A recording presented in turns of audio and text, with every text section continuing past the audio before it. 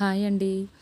ఈరోజు మునగాకు తెలగపిండి కర్రీ చూద్దామండి. ముందుగా స్టవ్ ఆన్ చేసి బాండి పెట్టి ఆయిల్ వేసి వేడయ్యాక పచ్చిమిర్చి ముక్కలు, ఆనియన్ ముక్కలు వేసి వేయించుకోవాలి. అవి వేగిన తర్వాత 1 కప్పు మునగాకు వేసి వేయించుకోవాలి. మునగాకు వేగిన తర్వాత 1/2 టీ స్పూన్ పసుపు, రుచికి సరిపడా ఉప్పు, 1 టీ స్పూన్ కారం వేసి కొంచెం వేయించుకుని 1 కప్పు నీళ్లు పోసుకుని మరగనివ్వాలి.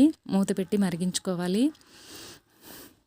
ఇలా మరిగిన తర్వాత ఒక చిప్ప కొబ్బరి తురుము వేసుకోవాలి.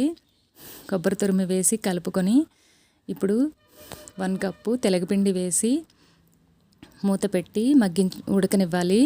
ఇప్పుడు అటు ఇటు కలుపుకుంటూ దగ్గర పడిన తర్వాత స్టవ్ ఆఫ్ చేసుకుని ఇప్పుడు పోపు వేసుకోవాలి.